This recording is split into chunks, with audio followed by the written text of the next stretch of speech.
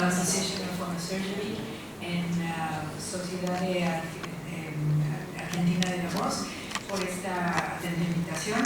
So, as we know, the air pollution is all over the places, but we can, in order to understand a little bit and to try to avoid so many respiratory problems, mainly in the artistic voice, we are dividing this in universe, body overload, work, and living environment.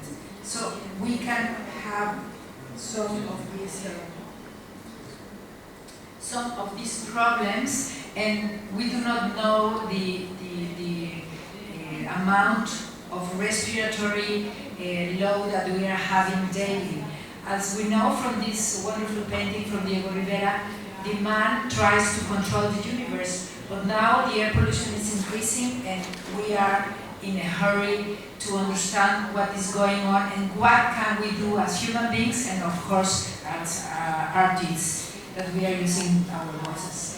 As we know, the composition is gases and particles, and it can vary from sources and compositions, and mainly the particle PM2.5 is a very difficult mixture with physical and chemical characteristics. We also have a lot of inorganic ions and of course the hydrocarbons. But we also have in this very complex situation biological components, and there are the allergens and of course the microorganisms. But we also have primary and secondary particulate problems.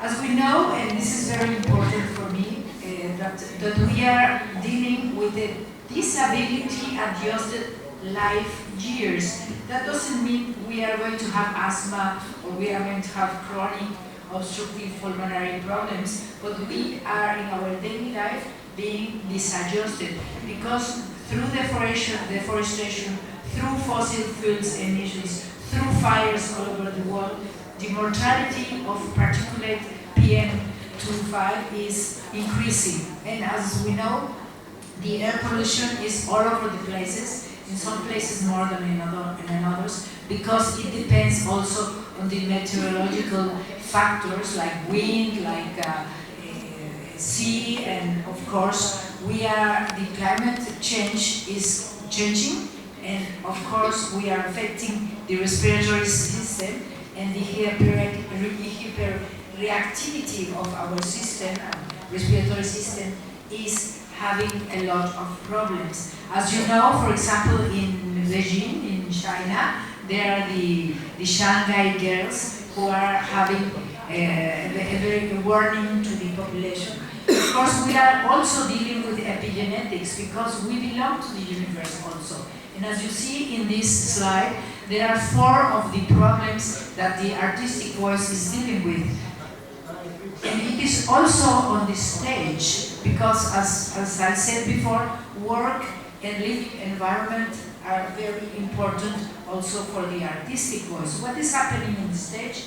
The cleaning products, the dust and mites, the textiles, they dry sweep, and this is a very problem. It's a very big problem for the artistic voice. But we also have the air conditioning system, the temperature, the dressing rooms, and all these can remain mainly through the particles many days or weeks in the atmosphere. But also in the theater, we have pyrotechnics, we have mineral oils, and we know that we have chronic exposure to this kind of smoke problems.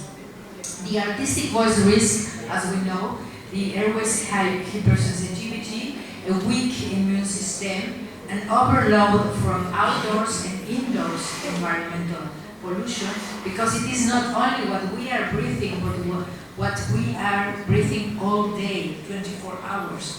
And the professional voice use, mainly the stage environment, because all the pollution signs like dryness, inflammation, mucus change, and edema are due to the change in lubrication, mucociliary system changes, and transportation of mucus.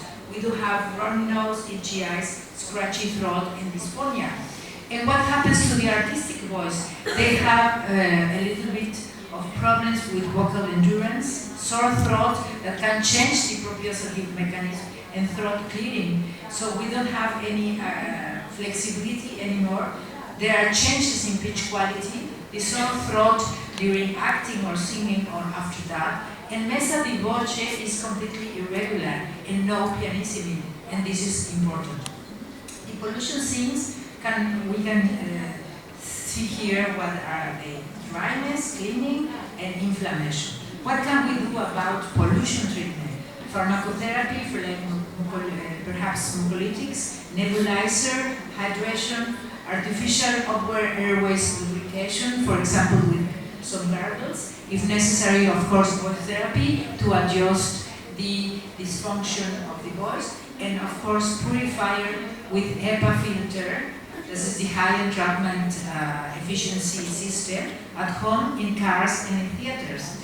But also we have the chronic exposure that is giving us hypoxemia, metaplasia, cardiovascular changes, and of course respiratory and skin cancers. In our population of 200 singers, we have this kind of statistic, and we have to deal also with the allergens, air allergens, food allergens, and chemical allergens.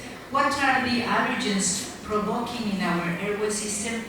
No, it is not only a dryness situation, but also, as my colleague mentioned, edema and paleness, not only in the vocal folds, but also in the inferior turbinates. And it is very well known that the singer, for example, cannot place the high notes in the resonant chambers because the turbinates are very inflamed and they are hypertrophied. So this leads us also to the symptoms that the artistic voice professional user is having: yelling secretion, snoring, sneezing, nasal congestions, nasality difficulty, and high tones. And of course, in the pharynx, there are also itching sensations, muscular tension, and in the larynx, clearing dysphonia, lack of flexibility, phonosthenia, and high tones difficulties through these vocal folds is important that we